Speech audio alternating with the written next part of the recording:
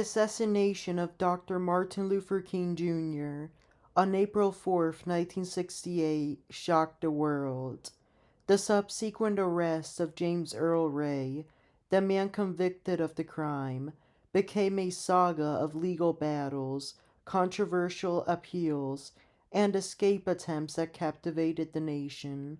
In this episode, we'll delve into the life of Ray and the events leading to his arrest, his legal proceedings, and the aftermath of Dr. King's tragic death.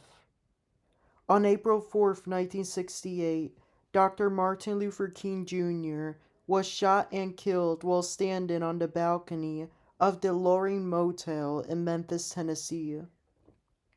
He was immediately rushed to St. Joseph's Hospital, where he was pronounced dead at 7:05 p.m. The tragic loss of one of the most influential leaders of the civil rights movement set off a national crisis.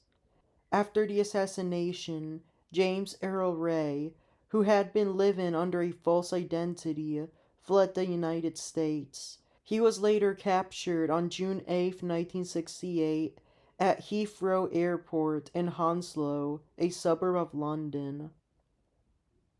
Ray had been attempting to board a flight to Brussels, Belgium, but his attempt to flee was cut short when he was apprehended by British airport police officers. His arrest was a critical turning point in the case, as he was identified as the prime suspect in the murder of Dr. King. Ray had been using a false Canadian passport under the alias Ramon George Sneyd, which contributed the complexity of his capture. Following his arrest, Ray was detained and held in custody at the Wandsworth prison in London, awaiting extradition proceedings.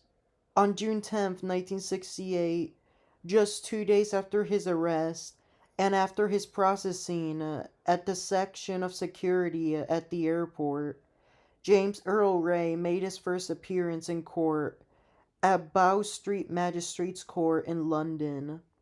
He appeared before Magistrate John Milmo, who handled the extradition hearing.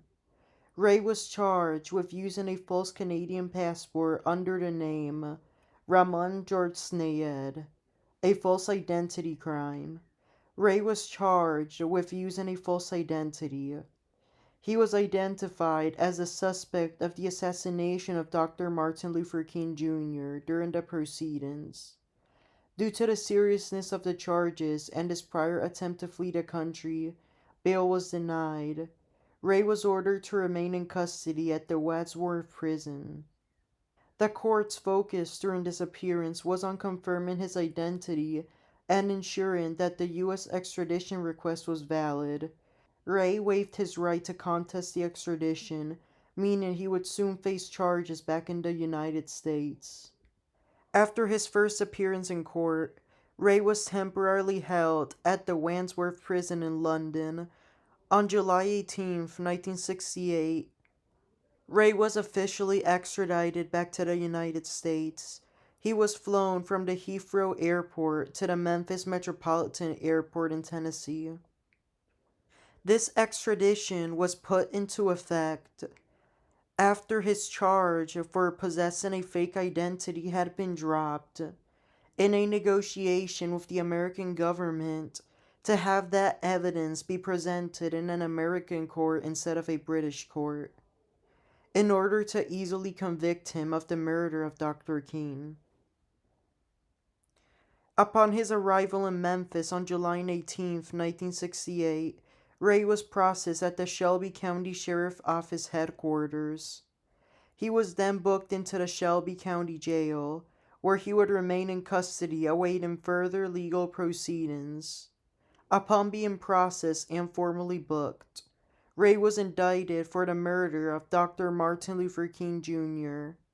The state presented a case that Ray had fired the fatal shot, leading to his indictment. Despite his initial protests of innocence, Ray eventually entered into a plea deal. In March 1969, Ray agreed to plead guilty to the charge of first-degree murder in exchange for avoiding the death penalty.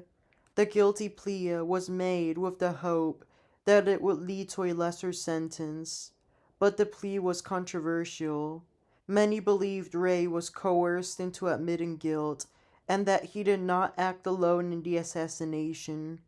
The plea, however, resulted in Ray being sentenced to 99 years in prison for the murder of Dr. King.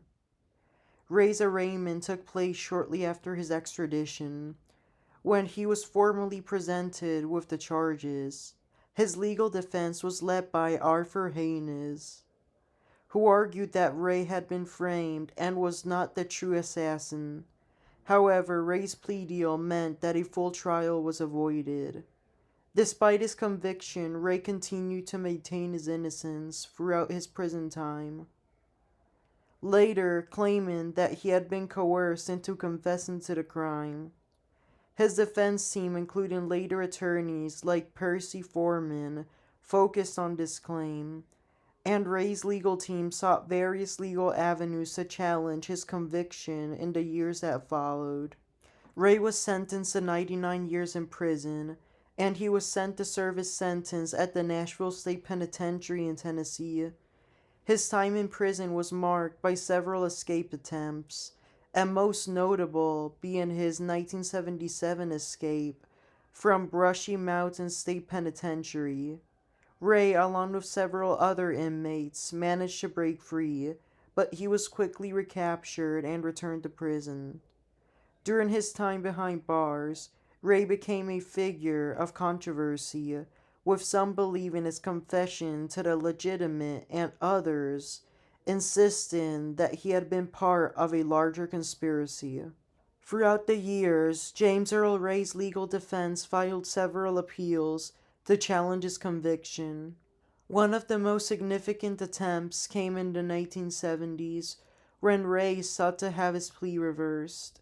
He claimed that he had been denied effective counsel during his initial trial and that he had been coerced into his guilty plea. The legal battles continued throughout his time in prison, but none of Ray's appeals were successful in securing a new trial or overturning his conviction. After Dr. King's assassination, a public funeral was held on April 9, 1968, in Atlanta, Georgia. It was attended by hundreds of dignitaries, world leaders, and civil rights activists. Dr. King was laid to rest at Southview Cemetery in Atlanta, where his legacy continues to inspire generations. James Earl Ray's death occurred many years later, on April 23, 1998, at the age of 70. Ray died in Nashville, Tennessee, from complications related to liver failure and hepatitis C. His brother, John Ray, arranged a funeral for him and had claimed his body. James Earl Ray's body was cremated, and the brother took in the ashes. The legacy of James Earl Ray remains deeply controversial. His actions that led to the death of Dr. Martin Luther King Jr. are seen by many as a tragic turning point in American history. While his ongoing claims of innocence and the involvement of possible conspirators have left unanswered questions about the true events surrounding Dr. King's assassination, we do know that Martin Luther King Jr. was tragically and unexpectedly killed, and that his alleged killer died in prison. Thank you for listening to this episode of Strawberry Ink. I will be providing more episodes throughout the rest of the month. Thank you so much, and have a good rest of your day.